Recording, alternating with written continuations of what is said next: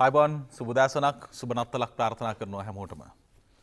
අපි කතා කරන්න පටන් ගන්න කලින් පුවත්පත් පිළිබඳ ඊයේ රාත්‍රී නත්තල් දේව මෙහෙය තුලදී මැල්කම් රංජිත් කාදිනල හිම්පාණන් මතු කරන අපූර්ව කාරණයක්. ඒක මේ රටට ලෝකයට සදාතනික වුණු කාරණයක් බවට පත් වෙනවා. බෙත්ලෙහෙම කියන්නේ බොහොම දිලිඳු පුංචි ගම්මානයක්. ඊටමත් කුඩා ගම්මානයක්. ඒ ගම්මානයේත් ඉතාමත්ම දිලිඳු ඉතාමත්ම පහළම මට්ටමේ තැනකදී ජේසුස් ක්‍රිස්තුස් වහන්සේ උපත ලබන විටදී ඒ හරහා ලෝකයට කියවුණු පණිවුඩය තමයි උඩගු බවෙන් තොර සරල මිනිසාට ජීවිතයේ බොහෝ දුර යා හැකි. ඒ ආදරය තමයි මිනිසුන්ට අවශ්‍ය කරන්නේ.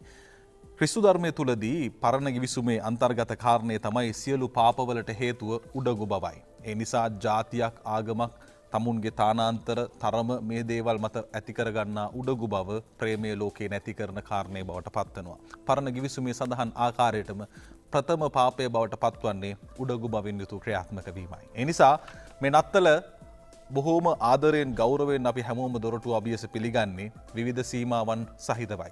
එදා සීතල නත්තල පිළිබඳ කතා කළාට අද සීතල නත්තල පිළිබඳ කතා කරද්දී සීතල කියන වැකිය එන විටදී අපි හැමෝටම තියෙන ප්‍රශ්නය බවට පත්වන්නේ තෙවන රැල්ලක් ඉදිරියටත් ඇති වේවිද කියන ප්‍රශ්නය. මොකද සීත කාලගුණය අපට හරහට හිටි කාලවකවානුවක් බවට දැන් පත් වෙලා තියෙන සමස්ත ලෝකයටම.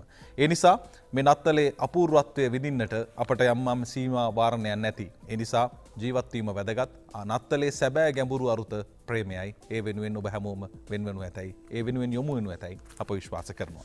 අද ලංකාදීප පුවත්පතේ අපූර්ව නත්තල් කවියක් තියෙනවා. සෑම පුවත්පතකම පහේ තිබෙනවා. අපි තෝරාගත්තේ ලංකාදීප නත්තල් කවිය. ඒ ලයනල් පෙරේරාගේ පද පෙළයි අප උපුටා ගන්නේ රුවසමන් කළුබෝවිලගේ නිවහනේ හදාගෙන බෙත්ලෙහෙම් ගවලෙනක් බැතින් පිරි සිත් පුරා මවාගෙන පල්ලියක් කිතු සමිදු සැමරුමට බැඳෙනදා අත්වලක් පතන්නෙමු මුළු රටට අසිරිබර නත්තලක්. හිති සකසාගත්ත හිතින් හදාගත්ත දේවල් එක්ක අපිට යන්නට සිද්ධ වෙලා තියෙන්නේ මේ ලෝකයේ පවතින තත්ත්වයක් එක්ක. කෙසේ හෝ සුබ නත්තලක් වේවා ප්‍රේමය පතුරවන නත්තලක් වේවා කියන කාරණය මතු කරමින් අපි ජාතික පුවත්පත් වලට යමු. ප්‍රථමයෙන් අවධානය යොමු කරනවා මෙදා නත්තල වෙනුවෙන් කොළඹ අගරදගුරුතුමන් මැල්කම් රංජිත් කාදිනල් හිමිපාණන්තුමන්ගේ පණිවිඩයට මෙදා නත්තලේ පීඩිත ජනතා ඕනෑපාකම් ගැනත් බලන්න කොළඹ අගරදගුරුතුමන්ගේ ප්‍රකාශය අප උපුටා ගන්නවා අද දවසේදී ලංකාදීප පුවත්පත් වාර්තාවෙන්. ඒ අනුව උන්වහන්සේගේ ප්‍රකාශය බවට පත් වෙලා තිබෙන්නේ මෙදා නත්තලේ පීඩිත ජනතා ඕනෑපාකම් ගැන බලන්න අගරදගුරුතුමානෝ කියති කොවිඩ් වසංගතය නිසා පීඩාවට පත්වුවන්ගේ අවශ්‍යතා ගැනද සිතමින් මෙවර නත්තල සමරන්නේයි කිතුණු බැතිමතුන්ගෙන් ඉල්ලා සිටින බවත් මෙවැනි අවස්ථාවක ආත්මාර්ථකාමීව පෞද්ගලික ප්‍රීතිය සහ පාරිභෝජන ආස්වාදය සඳහා පමණක් නත්තල් මංගල්‍ය යොදා ගැනීම වරදක් බව මැල්කම් කාදිනල් රංජිත් කොළඹ අගරදගුරුතුමානෝ පැවසූහ. දිලිඳුකම සරලකම වැදගත් දෙවි පුත්‍රයන්න් වහන්සේගේ උපත සිහි කරන ආධ්‍යාත්මික අර්ථයක් ඇති නත්තල් මංගල්‍ය මෙවර රටේ අනෙකුත් ආධ්‍යාත්මික පැත්තට බරව පවුලේ උදවිය සමග සැමරිය යුතු ඇතැයි කාදිනල්තුමානෝ සඳහන් කරයි. මැල්කම් කාදිනල් රංජිත් කොළඹ අගරදගුරුතුමාන් මේ බව පැවසුවේ මෙවර නත්තල් දිනය වෙනුවෙන් විශේෂ ප්‍රකාශයක් කරමින්. නත්තල යනු ජේසු බිලිඳුන්ගේ ගවලෙනේ උත්පත්තිය සිහි කරන අවස්ථාවයි. කතෝලික බැතිමතුන් ජේසු බිලිදානන් පිළිගන්නේ දෙවියන් වහන්සේගේ ආදරය මනුෂ්‍ය වර්ගයා වෙත පෙන්눔 කිරීම අප අතර ජනිත වූ උන්වහන්සේගේ එකම පුත්‍රයා හැටියටයි. උන්වහන්සේ බිහි වූ ගවමඩුව වෙත මේ නත්තලේදී අප අවධානය යොමු කළ යුතුය. උන්වහන්සේට රාජමාලිගා තිබුණේ නැත. උන්වහන්සේට යන්න තැනක් තිබුණේ නැත. පිළිගන්න කවුරුත් හිටියේ නැත. ඒ වගේම සිද්ධියක් සිහි කර සමරණ නත්තල් අපි සැමරිය යුත්තේ ආධ්‍යාත්මික නත්තලක් ලෙසයි. සරලම කතාව උඩගු බව ඉවත් කර සැමට ප්‍රේම කරන්න. අද ලංකාදීප පුවත්පතෙන් අප උපුටා ගන්නවා. ඒත් එක්කම ජනාධිපතිතුමන්ගේ පණිවිඩය කොවිඩ් වලින් අකර්මණ්‍ය වූ ලොව යලි පිබිදීමට ජේසු දහම යොදාගත හැකිය. ජනාධිපතිතුමන්ගේ ප්‍රකාශය අද දවසේ ලංකාදීප පුවත්පතෙන් අප උපුටා ගන්නවා. යනුව ලංකාදීප වාර්තාව මෙහි සඳහන් කර තිබෙන ආකාරයට COVID-19 වසංගත හමුවේ ආර්ථික සමාජීය සහ සංස්කෘතික වශයෙන් අකර්මණ්‍ය වූ ලෝකය යලි පුබුදු කිරීමට ජේසුස් වහන්සේ දේශනා කළ ධර්මය උපයෝගී කරගත හැකි බව ජනාධිපති ගෝඨාභය රාජපක්ෂ මහතා සිය නත්තල් දින පණිවිඩය නිකුත් කරනවා.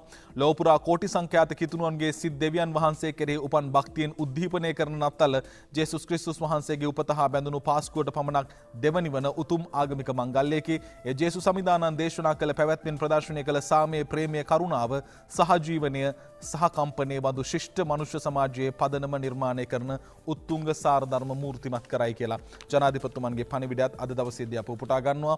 ඒත් එක්කම දිනමින පුවත්පතට අප යනවා අග්‍රාමාත්‍යතුමන් විසින් නිකුත් කර තිබෙන පණිවිඩයත් ඔබ වෙත ගෙන එන්නට. යනුව නත්තල නිමිති කරගනිමින් අග්‍රාමාත්‍යතුමන්ගේ පණිවිඩයට අවධානය යොමු කරමු. නත්තල මානව ගරුත්වය සැමරුමක් අගමැතිතුමන්ගේ ප්‍රකාශය අද දවසේදී වාර්තා කරනවා දිනමින පුවත්පතෙන් අප දිනමින පුවත්පතෙන් උපුටා ගනිමු. ඒ අනුව නත්තල යන ප්‍රේමය සහ මානව ගරුත්වය සැමරුමක් බව අගමැති මහින්ද රාජපක්ෂ මහතා නත්තල් දිනේ නිමිති කරමින් පණිවිඩයක් නිකුත් කරමින් පවසයි. එම නත්තල් දින පණිවිඩයේ සඳහන් වන්නේ නත්තල් ජේසුස් ක්‍රිස්තුස් වහන්සේගේ ඉපදීමත් දෙවියන් වහන්සේ මානව සංහතිය කරා සම්ප්‍රාප්ත වීමත් සිහි ගැන්වීමයි. ඒ ප්‍රේමය සහ මානව ගරුත්වය සැමරුමක් ලෙස සිහි ගන්වන සුභාරංචියකි. මේ උතුම් දිනේදී සාමය සහ දයාවේ පණිවිඩය අප හදවත් තුළ තහවුරු විය යුතුය. දිලඳුන් මෙන්ම දරුවන් සොයා යමින් ඔවුන් සමග නත්තල ගත කරන්නට ආධ්‍යාත්මිකව සිත යොමු කරන ගැඹුරු දහමක් නත්තල හා බැඳී පැවති අග්‍රාමාත්‍යතුමන්ගේ පණිවිඩය. එත් එක්කම විපක්ෂ නායක සජිත් ප්‍රේමදාස මහතාගේ පණිවිඩයට අප අවධානය යොමු කරනවා. අන් අයට උදව් කිරීම නත්තලේ සැබෑ අරුතයි. නත්තල සැබෑ අරුත සිහි ගැන්වීමට නම් හැකි පමණින් අනෙකාට උදව් කර යුතුයයි නත්තල් උත්සව වෙනුවෙන් සුභාසිංහ පණිවිඩයක් නිකුත් කරමින් විපක්ෂ නායක සජිත් ප්‍රේමදාස මහතා පවසනවා. විපක්ෂ නායකවරයා නිකුත් කර ඇති පණිවිඩයේ සඳහන් දෙවියන් වහන්සේ මනුෂ්‍යත්වය ගෙන මෙලොවට බිහිවීම සමරන උතුම් මංගල්‍ය නත්තල වෙයි. ඒ උන්වහන්සේ මුළු මහත් මනුෂ්‍ය සංහතියට දැක්වූ විශේෂම උපහාරය ලෙස සැලකේ. ඒ උතුම් නත්තල සමරන ශ්‍රී ලංකා වාසී කිතුණු බැතිමතුන්ට මෙන්ම ලෝකවාසී කිතුණු බැතිමතුන්ට සුබ නත්තලක් ප්‍රාර්ථනා කර තිබෙනවා. අද දිනමින පුවත්පතෙන් අප එය උපුටා ගන්නවා. ඒත් එක්කම මේ වෙද්දී තවත් කාරණා කිහිපයක්ම තිබෙනවා. අප ඒට අවධානය යොමු කරමු. ඒ තමයි මේ වෙද්දී නත්තලත් එක්ක විශේෂ ආරක්ෂාව තහවුරු කිරීමක් සිදු කරනවා. මව්බිම පුවත්පතේ වාර්තාව කතෝලික පල්ලිවල ආරක්ෂාව තහවුරු කරයි. අද මව්බිම ප්‍රධාන සිරස්තලයේ බවට පත්ව තිබෙනවා. මේ වෙද්දී ඊට අදාළුණු ආරක්ෂක ක්‍රියාවලිය මොකද දේව මෙහෙයන් මේ කියන කාරණා මත පදනම්ව නත්තල සමරන කතෝලික ජනතාවගේ ආරක්ෂාව සඳහා කතෝලික දේවස්ථානවලට විශේෂ ආරක්ෂාව සපයන ලෙස පොලිස්පතිවරයා විසින් කොට්ටාශ භාර උසස් පොලිස් නිලධාරීන්ට දැනුම් දීමක් කර තිබෙනවා. විශේෂයෙන් ඊයේ රාත්‍රියේ විශේෂ දේව මෙහෙයන් ලංකාවේ සියලුම දේවස්ථානවල පැවැත්වෙන බැවින් මැතිවතුන් විශාල පිරිසක් ඒ සඳහා සහභාගී වන ඒ සඳහා විශේෂ අවධානයක් යොමු කරන ලෙස පොලිස්පතිවරයා විසින් සියලු උසස් පොලිස් නිලධාරීන්ට ලිඛිතව උපදෙස් ලබා දී තිබුණා. මේ සඳහා මහජනතාව විශාල වශයෙන් පැමිණෙන හේයින් වාහන විශාල සංඛ්‍යාවක් ඒ සමග පැමිණෙන බැවින්ද ඔවුන්ගේ ආරක්ෂාව සඳහා මෙන්ම වාහන හැසිරීම සඳහා ප්‍රමාණවත් පොලිස් නිලධාරීන් සංඛ්‍යාවක් යොදවන්නයි මේ අනුව දැනුම් දී තිබුණා. අද දවසේ සිලොන් ටුඩේ පුවත්පතේ වාර්තාවටත් අවධානය යොමු කරමු. Special security for churches, police personnel to control crowds, vehicles in time for Christmas mass යනුවෙන් වාර්තා කරනවා. දේව මෙහෙය මොහොතේදී වාහන ජනතාව කළමනාකරණයේ හැසිරීම සඳහා මේ ආකාරයෙන් යොමු කර තිබෙනවා කියලා වාර්තාව අද දවසේදී සිලොන් ටුඩේ පුවත්පතත් වාර්තා කරද්දී ඩේල් නිවුස් පුවත්පතේ වාර්තාවට අප යනවා.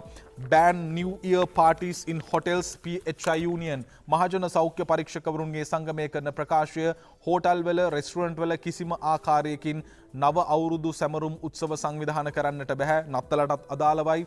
ඒ අනුව Public Health Inspectors Union of Sri Lanka has urged authorities to tighten rules on social gathering during the festival season. මේ උත්සව සමය තුලදී මිනිසුන් එකතු වන ආකාරයේ උත්සව සංවිධාන කරන්නට එපා කියන කාරණේ දැනුම් දෙනවා. The union secretary Balasuriya told Daily News that the indoor and outdoor parties are banned as per the health guidelines gazetted by the health ministry, and under current rules anyone hosting such social gathering can be fined up to 10,000 රුපියල් 10,000 සිට 10,000 දඩ පැමිණීම සිදු කරන්නට පුළුවන්. ඊට අමතරව යම් විදිහකින් වැරදි ආකාරයේ ක්‍රියාවලියක් දියත් කර තිබුණොත් ඒ හෝටල් වලට අදාළ වූ බලපත්‍ර පවා වළංගු කිරීමේ හැකියාවක් පවතිනවා. But when we monitor social media, we can see some hotels and restaurants organizing Christmas and New Year parties without considering the legal background. Paying the fine of 10,000 is not a big deal for them. So we urge authorities to tighten rules and the least cancelling the license of the hotels and restaurants. සමහර තැන්වල මේ වෙද්දිත් සමාජ මාධ්‍ය හරහා දැනුම් දීම් සිදු කර තිබෙනවා. මේ උත්සවයේ තියෙනවා, මේ නත්තල් පාටියේ තියෙනවා, මේ වගේ දේවල් සමාජ මාධ්‍ය හරහා ප්‍රචාරය කරලා තියෙනවා. රුපියල් 10,000 දඩේ කාගෙන මේක කරන්න පුළුවන්. හැබැයි එහෙම නෙමෙයි. සෞඛ්‍ය බලධාරීන්ගෙන් ඉල්ලීමක් කරනවා බලපත්‍ර කැන්සල් කරන්න. ඒ වගේම දීලා තියෙන තමන්ගේ පහසුකම් අවලංගු කරන තරමට මේ නීතිය දැඩි කර යුතුයි කියලා. අප වෙලාව බලමු. වෙලාව බලලා කතා කරමු.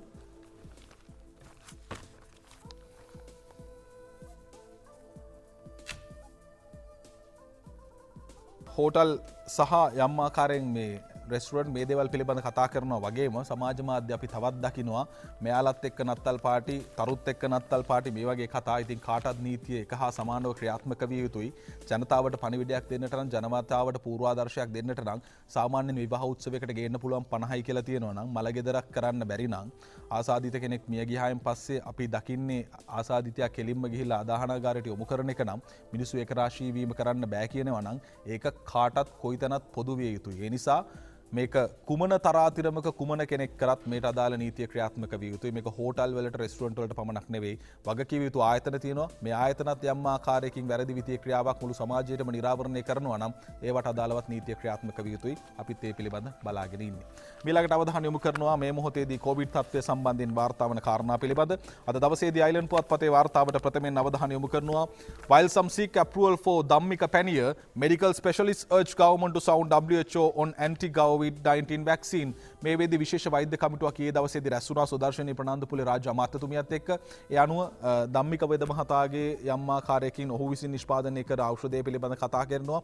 ඒ වෛද්‍යමය වශයෙන් අනුමැතිය ලබා ගැනීම පිළිබඳ කතිකාව එක පැත්තකින් තියෙන විටදී ලෝකයේ පුරාම එන්නත ක්‍රියාත්මක වෙමින් පවතිනවා. ඒ නිසා එන්නත හා සම්බන්ධයෙන් මේ වෛද්‍ය විශේෂඥවරුන්ගේ අවධානය යොමු කරනවා. A group of medical specialists has requested primary healthcare epidemic and COVID pandemic control minister Dr. Sudarshani Fernandopulle to apprise the World Health Organization of Sri Lanka reading the used anti-COVID-19 vaccine approved by it.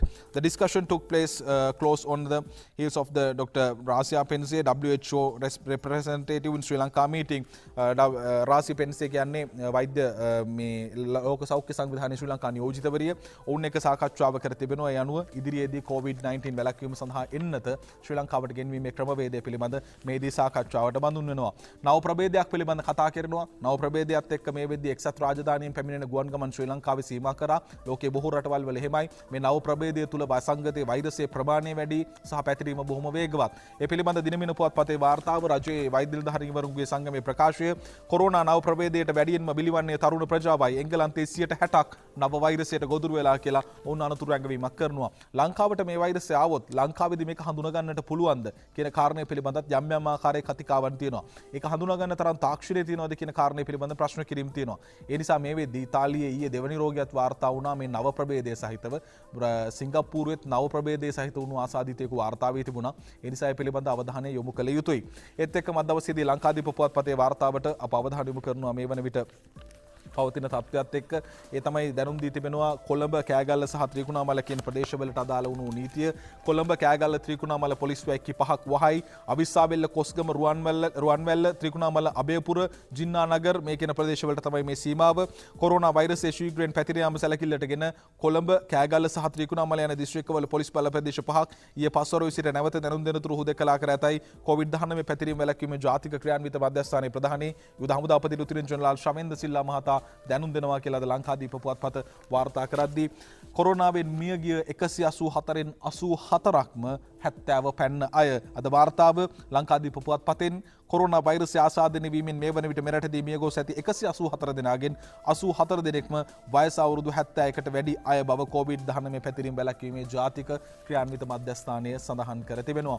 ඒත් එක්කම daily mirror පුවත්පතේ වාර්තාවට අප අවධානය යොමු කරනවා. ඇඳිරි නීතිය පනවාවිද ඇඳිරි නීතියක් ක්‍රියාත්මක වේවිද යන්න පිළිබඳ කතිකාවක් පවතිනවා. අද ඩේලි මිරර් වාර්තාව අවිස්සාවෙල්ල කොස්ගම රුවන්වැල්ල isolated මේ කියන ප්‍රදේශ උදකලා බව අපට දැනුම් දුන්නා. No curfew during festive season උත්සව සමය තුලදී ඇඳිරි නීතිය පැනවීමක් නැහැ. Army chief request to general public to restrict movement සංචරණ සීමා කරන්න හමුදා ප්‍රධානියා ඉල්ලීමක් කරනවා. අවිස්සාවෙල්ල Kosgama Ruwanwella isolated random rapid antigen test at 17 exit points in western province. බස්නාහිර පළාතේ ස්ථාන 17කදී ඇන්ටිජන් පරීක්ෂණ සිදු කරනවා ඔබ දිස්ත්‍රික් මායමින් පළාත් මායමින් පිටව යන විටදී. ඒ නිසා මේක රැන්ඩම් එහෙම නැත්නම් මේක තෝරාගත් නියදියක් ඔස්සේ සිදු කරන පරීක්ෂණය සිදු කරනවා කියන කාරණයත් වාර්තා කර තිබෙනවා. ස්ථාන 17කදී ඇන්ටිජන් පරීක්ෂාව සිදු කරනවා පළාතෙන් නික්ම යන මොහොතේදී. දිවයින පුවත්පතේ වාර්තාවට යනවා කොවිඩ් ආසාදනයෙන් වැළැක්වීමට ආර්ථික මධ්‍යස්ථාන වලට සෞඛ්‍ය උපදෙස් මාලාවක්. උපාලි දසේරම්ගේ වාර්තාව දිවයින පුවත්පතෙන් උපුටා ගන්නවා. දිවයින පුරා පිහිටි ආර්ථික මධ්‍යස්ථාන 16ට පැමිණෙන වෙළඳුන්ට සහ පාරිභෝගික ජනතාවට කොවිඩ් ආසාදනය වී වෛරසයේ ව්‍යාප්තිය ඇති බොහෝත් ඒ බරපතල තත්ත්වයක් වන බැවින් ආර්ථික මධ්‍යස්ථාන පවත්වාගෙන යාම සඳහා විශේෂ සෞඛ්‍ය අමාත්‍යාංශයේ උපදෙස් 8කින් යුතු විශේෂ මාර්ගෝපදේශන මාලාවක් ඊයේ ප්‍රකාශයට පත් කරා කියලා අද දිවයින පුවත්පතේ වාර්තා කරද්දී මව්බිම පුවත්පතේ වාර්තාවට අප අවධානය යොමු කරනවා. මව්බිම වාර්තා කර තිබෙනවා අද දවසේදී මේ පවතින තත්ත්වයක් එක්ක විශේෂයෙන්ම ආසාදිතින් දැන් සුවවීමක් තියෙනවා 30000 ඉක්මවා මේ වෙද්දී සුව වෙලා තියෙනවා. ඒ ප්‍රශංසනීය කාරණයක්. ආසාදිතින් 30000කට සුවයි කියලායි වාර්තා කර තිබෙන්නේ. ඒත් එක්කම අවිස්සාවෙල්ල කොස්ගම රුවන්වැල්ල පොලිසිය ප්‍රදේශ හුදකලා කරනවා සහ කොරෝනාව තෙල්ගබඩා පර්යන්තයේ සේවකින් 30කට කොරෝනා කියලා මේ වෙද්දී වෘත්තීය සමිති විසින් කරන ලද ප්‍රකාශ කිරීමක් තියෙනවා. ඒ වගේම කළුතර දකුණු පොලිසියේ OIC 3කට කොරෝනා කියලාත් අද දවසේදී මව්බිම පුවත්පත වාර්තා කරනවා. මේ ශ්‍රමිකයින් බොහෝ දෙනෙකු රැස්වන තැන ශ්‍රමිකයින් බොහෝ දෙනෙකු එකට එකතු වෙන බොහෝ තැන්වල යම් ආකාරයෙන් වෛරස් පැතිරීමක් පිළිබඳ කතා කරා. වරාය පිළිබඳව යම් ආකාරයෙන් කතිකාවක් තිබුණා. හිත ආසාදිතින් වාර්තා වුණා. ඒ නිසා ශ්‍රමිකයින්ගේ සෞඛ්‍ය ආරක්ෂිතභාවය තහවුරු කර ගනිමින් තමන්ගේ වෘත්තීය ක්‍රියාත්මක කර යුතුයි. පර්යන්තය කියන්නේ ඉතාමත් වැදගත් තැනක්. බලමු මේ සම්බන්ධයෙන් ඉදිරියේදී තොරතුරු වාර්තා වේවි. ඩේලි නිවුස් පුවත්පත මේ සියලු දේ අතරේ කොරෝනාවත් එක්ක ආර්ථිකයටයි බොහොම ලොකු බලපෑමක් තිබෙන්නේ. හැබැයි අවසන් කාර්තුව යම් සුබවාදී තත්ත්වයක් අපට පෙන්눔 කර තිබෙනවා. economic grows by 1.5% for first time in third quarter. මේ වෙද්දී තුන්වන කාර්තුවේදී ආර්ථිකය 101.5ක යම් වර්ධනයක් පෙන්눔 කර තිබෙනවා. economic activity has seen 1.5% growth in the third quarter of the 2020 with the normalization of business activities and return the new normality.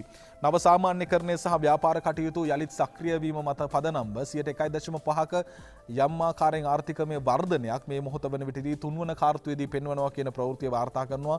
සමස්තයක් විදිහට ශ්‍රී ලංකාව ඍණ ආර්ථික වර්ධන වේගයකයි මේ වෙද්දී ගමන් කරන්නේ. මේ 1.5ක වර්ධනයක් පෙන්눔 කිරීම සුබවාදී ප්‍රවෘත්තියක් බවට පත්වනවා. අප කෙටි විරාමයකට යමු. විරාමයෙන් පසු තවත් කාරණා තිබෙනවා. අපේට අවධානය යොමු කරමු. මෙගා හීටර්ස් භාවිතය ඔබේ නිවසේ සහ වැඩබිමේ ආරක්ෂාව සහතික කරයි. විෂන් කෙයා විශ්වාසනීය දැක්ම. බලන හැමතැනකම දැන් විෂන් කෙයා එකක්. රැඳී සිටින්න අප සමගම.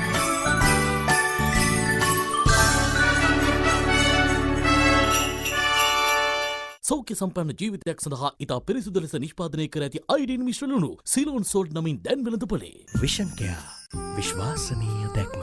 බලන හැමතැනකම දැන් විෂන් කෙයා එකක්. විනිල් මහත්තයා අපට දීපු ජාත්‍යන්තර මිල නිසා අපි ගොඩ ගියා මල්ලි. විනිල් මැණික්කාවත්ත. අසිරිමත් නත්තලට CIB වෙතින් වාසි රැසක් දෙසැම්බර් 31 දක්වා වටිනා තෑගි. බැංකු කාඩ්පත් සඳහා 20%ක වටනක්. සලුපිලි ලොව ශ්‍රී ලාංකේය අභිමානය CIB. විෂන් කෙයා විශ්වාසනීය දැක්ම. බලන හැමතැනකම දැන් විෂන් කෙයා එකක්. කොහොමද කැම්පස් ජීවිතේ? හරිම සතුටුයි. දුක් සුසුම් මැදේ මහන්සි වෙලා ඉගෙන ගන්න අපිට ඉස්සරහට යන්න පුදුම හයියක් ලැබෙන්නේ. දැක්ක නේද? ඒ තමයි රටේ අනාගතය. මේ වාසනාවන්තගේ ජීවිතය ලියගෙන මහපොළ ශිෂ්‍යත්ව අරමුදලට රුපියල් බිලියන 17කට අධික සම්පූර්ණ දායකත්වය ලබා දෙන්නේ වෙන කවුරුත් නෙවෙයි. සංවර්ධන ලොතරැයි මණ්ඩලය. ජීවිතේ තියෙන තැනින් ඉස්සරහට අරන් යන්නේ ඕන. අන්න ඒකයි සංවර්ධන ලොතරැයි මණ්ඩලය මුළු රටටම වටින්නේ. ජීවිතයම එළිය කරන සංවර්ධන ලොතරැයිය. අපේ රටේ හදන වානේ හයන් වානේ සහ ගැල්වනයිස් වානේ බටර්. කර්මාන්ත ශාලා හිමියනි ඔබට අවශ්‍ය සියලු වර්ගයේ හීටර්ස් සහ තර්මෝකපල්ස් මිලදී ගැනීමට මෙගා හීටර්ස් නවතම ශාඛාව වෙත පැමිණෙන්න. අංක 78 මැලිබන් වීදිය කොළඹ 11.